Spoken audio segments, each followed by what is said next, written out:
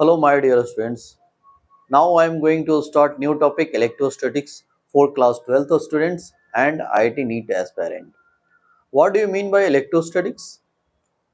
Simple way, we split the word electrostatics in two words, electro and statics.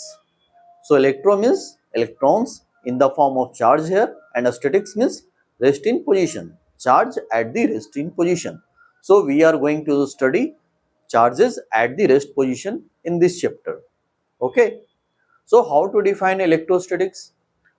Electrostatics is the branch of electromagnetics dealing with the effects of electric charges at rest. What is charges? Have you heard about charges? Of course. Lots of things learn about charges in the class 10. So how to define electric charges? Electric charges is the physical property of any matter that causes that matter experience of force when placed in an electromagnetic field. Okay. So how many types of charges? Two types of charges, positive and negative. Write down definition. It will help you.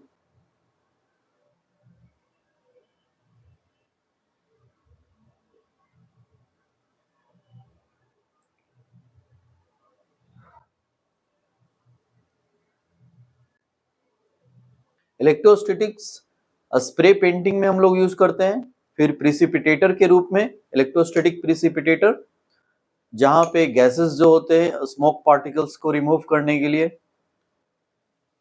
Then आपके electrostatic duster होते हैं, then photocopy में हम लोग use करते हैं।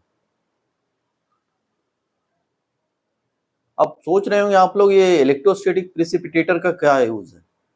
ये हम लोग जनरली स्टील वगैरह के जो प्लांट होते हैं वहां जो स्टील पे जम जाती है डस्ट वगैरह, उसे हम लोग रिमूव करने के लिए इलेक्ट्रोस्टैटिक प्रिसिपिटेटर का यूज करते हैं। So my dear students, electrostatic chapter में हम लोग अब क्या क्या पढ़ने वाले हैं, तो उसमें पहला है डिफाइन इलेक्ट्रिक चार्जेस, नेक्स्ट है आपका define conductor and insulator, then know about charging by induction, understand basic properties of electric charge, Coulomb's law को डिफाइन करेंगे, फिर calculate forces between multiple charges, फिर describe electric field, draw electric field lines, know about electric flux and electric dipole, analyse dipole in uniform external field, then calculate continuous charge distribution और last में Gauss law and its application.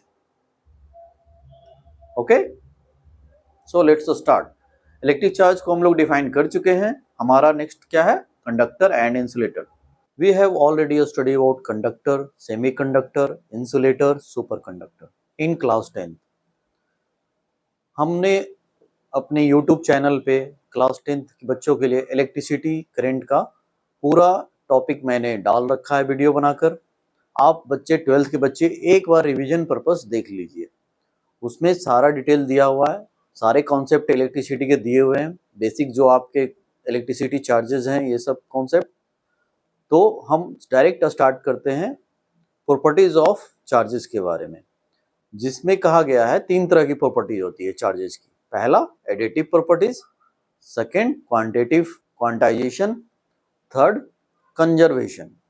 तो additive properties क्या है? Simply जितनी भी body की charges होती है, जितनी टाइप ऑफ बॉडी है, सारे को सिंपली एडिशन करना।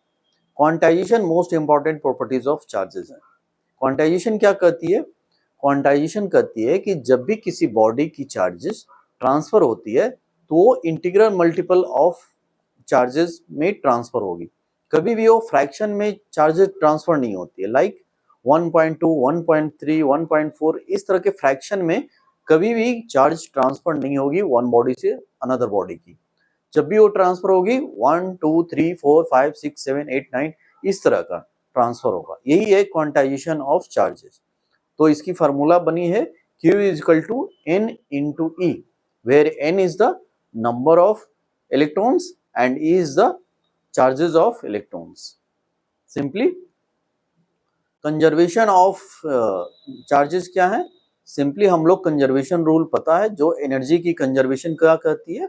neither created nor we destroy, its transfer from one body to another body. So my dear students, हम लोग अब डायरेक्ट कूलम्स लॉ स्टार्ट करते हैं। कूलम्स लॉ क्या कहता है कि जब भी कोई लाइक चार्जेस हैं या अनलाइक चार्जेस हैं उसमें अट्रैक्शन या रिपल्सन हो रहा है तो एक फोर्स जनरेट हो रहा है। ओके, तो उन्होंने जब एक्सपेरिमेंट किया टॉर्सन बैलेंस का तो उन्होंने देखा कि जैसे कि आप देख सकते हैं यहाँ पर एक पॉजिटिव स्फीयर है और ये नेगेटिव स्फीयर है, तो ये अट्रैक्ट कर रहे हैं पॉजिटिव नेगेटिव एक दूसरे को, तो हल्का सा फोर्स जनरेट हो रहा है दोनों के बीच। ओके, यही उन्होंने टॉर्सन बैलेंस से एक्सपेरिमेंट करके पता किया। तो इसीलिए उन्होंने कूलम्ब्स लॉ दिया क्या कि force equal to K into Q1 Q2 by R square.